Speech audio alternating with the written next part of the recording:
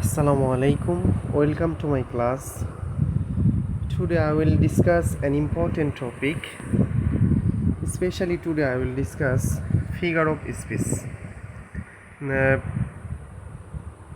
Dear NTR CA candidates, তোমাদের জন্য খুবই গুরুত্বপূর্ণ একটি টপিক যেটা তোমাদের রিটেন এক্সামে আসবে।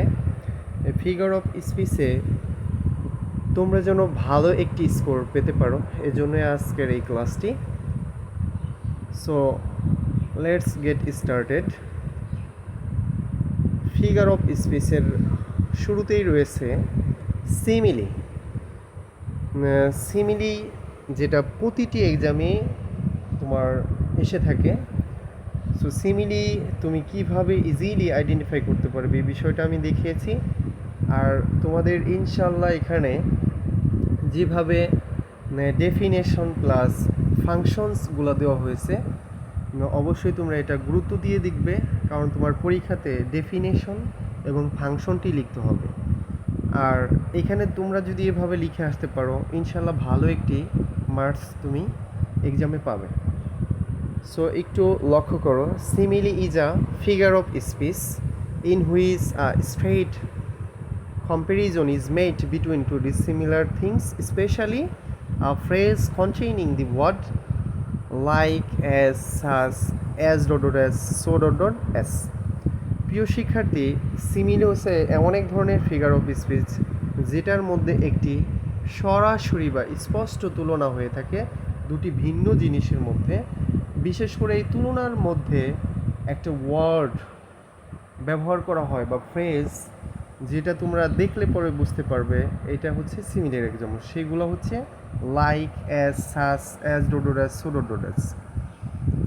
আই হোপ তোমরা বুঝতে পেরেছ। এরপরে রয়েছে হচ্ছে ফাংশনস অফ সিমিলি। আসলে সিমিলির কাজগুলো বা ফাংশনগুলো কী কী, এগুলো কিন্তু তোমাকে পরীক্ষার হলে লিখতেই হবে। সো গুরুত্ব দিয়ে দেখো, simile is an explicit comparison between two things. Simile হচ্ছে একটা স্পষ্ট তুলনা দুইটা জিনিসের মধ্যে। This things are different in nature. এই জিনিসগুলো তাদের স্বভাবের দিক দিয়ে ভিন্ন। The comparison is made by using the word like, as, such, so dot dot as, as dot dot as. এই তুলনাটা হয়ে থাকে মূলত কিছু ফ্রেজ বা ওয়ার্ড ব্যবহারের মাধ্যমে। সেটা হচ্ছে like, as, such, so dot dot as, as dot dot as. এরপরে রয়েছে এক্সাম্পল, একটু লক্ষ্য করো। Number 1, life is like a rose. এখানে জীবনটাকে স্পষ্টভাবে তুলনা করা হয়েছে একটা গোলাপ ফুলের সাথে। সো এখানে বলা হচ্ছে জীবন হয় একটা গোলাপ ফুলের মতো। আসলেও কি জীবন গোলাপ ফুলের মতো হবে? নো, এটাকে তুলনা করা হয়েছে গোলাপ ফুলের সাথে। নাম্বার 2, ফ্রেন্ডস আর লাইক চকলেট কেক। বন্ধুদেরকে বলা হয়েছে চকলেট কেকের মতো। সো আই হোপ তোমরা বুঝতে পেরেছো সিমিলির বিষয়টা। এরপরে রয়েছে হচ্ছে metaphor. Metaphor is a figure of speech in which an inexplicit or an indirect comparison is made between two different things. Metaphor হচ্ছে সিমিলির থেকে একটু ভিন্ন ধরনের জিনিস। এটা এমন এক ধরনের একটা ফিগার অফ স্পিচ যেটার মধ্যে একটা অস্পষ্ট তুলনা বা পরোক্ষ তুলনা হয়ে থাকে দুটি ভিন্ন জিনিসের মধ্যে। Functions of metaphor, two things are compared with each other. দুইটা জিনিসকে একে অপরের সাথে তুলনা করা হয়। This things are different in nature. Number 3, a metaphor doesn't use like, as, such. Number 4, the comparison is indirect or inexplicit. Example, life is but walking shadow. এখানে জীবন হলো একটা চলমান ছায়ার মতো। প্রিয় শিক্ষার্থী, এখানে জীবনকে স্পষ্টভাবে তুলনা করা হয়েছে চলমান ছায়ার সাথে। আমরা ক্লিয়ারলি এখানে যে বিষয়টা দেখতেছি, এই বাক্যের মধ্যে কোনো লাইক নেই, অ্যাজ নেই, কিন্তু জীবনটাকে তুলনা করা হচ্ছে অন্য একটি বস্তুর সাথে। সো এটা হচ্ছে একটা ম্যাটাফোর। আর এই মানুষের কোনো বিষয়কে বস্তুর সাথে তুলনা করা হচ্ছে। যেমন দ্বিতীয় নাম্বার এক্সাম্পলে লক্ষ্য করে দেখো, my son is the apple of my eye. আমার ছেলে বা আমার পুত্র আমার চোখে apple.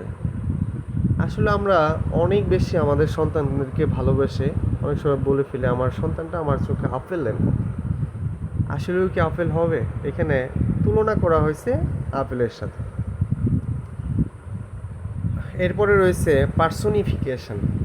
Personification is a figure of speech in which dead, inanimate, inorganic or non human things are compared with living or human qualities. Personification হচ্ছে এমন এক ধরনের ফিগার অফ স্পিচ যেটার মধ্যে মৃত, জৈব, জড় অথবা অমানবিক কোনো জিনিসগুলোকে জীবন্ত বা মানুষের গুণাবলীর সাথে তুলনা করা হয়। এক কথায় এখানে মূলত কোনো মৃত বিষয় বা কোনো জৈব জড় বিষয়কে মানুষের মতো রূপ দেওয়া হয়। এটাই হচ্ছে মূলত একটা হচ্ছে পার্সোনিফিকেশন।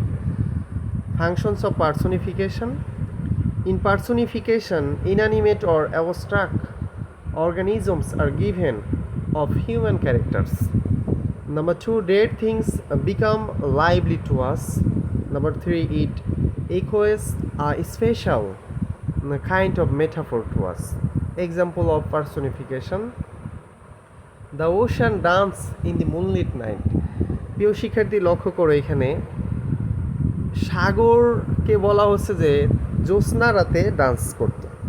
আসলেও কি সাগর জ্যোৎস্না রাতে ডান্স করে, না মানুষ ডান্স করতে পারে? প্রকৃতপক্ষে এখানে মানুষই ডান্স করে, বাট সাগরটাকে মানুষের রূপ দেওয়া হয়েছে, এই জন্য এটা হচ্ছে একটা personification. Beauty wax on the road. রাস্তায় সুন্দর হাঁটে। আসলে সুন্দর কোনো কিছু যায় বা সুন্দর কোনো ব্যক্তি হাঁটে, কখনোই সুন্দর হাঁটে না। সো এটা হচ্ছে পার্সোনিফিকেশনের এক্সাম্পল। এরপরে রয়েছে হাইপারবোল। হাইপারবোল খুব সহজেই চেনা যায়। হাইপারবোলের ক্ষেত্রে একটা অতিরিক্ত বা অতিরঞ্জন করা হয়ে থাকে মূলত, যেটা কখনোই সম্ভব না। Hyperbole is a figure of speech in which an overstatement is made for the sake of emphasis. Hyperbole হচ্ছে এমন এক ধরনের ফিগার অফ স্পিচ যেটার মধ্যে একটা অতিরিক্ত বা অতিরঞ্জন বা কোনো কিছুকে জোর দেওয়ার জন্যে বোঝানো হয়। Functions of hyperbole: hyperbole is an extreme exaggeration. Hyperbole হচ্ছে একটা বিষয় যেটাকে আমরা বলতে পারি কোনো কিছুকে বাড়িয়ে বলা, অতিরিক্ত বলা। The over statement is made for serious effect. এই অতিরিক্ত বিষয়টা কোনো মারাত্মক প্রভাবের দ্বারা তৈরি হয়। ইট ইজ ইউজড, এটা ব্যবহৃত to hold the attention of the readers. পাঠকদেরকে আকর্ষণ করতে এটা ব্যবহার করা হয়ে থাকে। Example: 10,000 I saw at a glance. এইখানে সেই ড্যাফোডিল ফুলের কথা বলা হচ্ছে অক্সফোর্ড ইউনিভার্সিটির। কবি বলতেছে এখানে আমি এক ঝলকে 10,000 ড্যাফোডিল দেখেছিলাম। আসলে কি কখনো 10,000 এক ঝলকে দেখা যায়?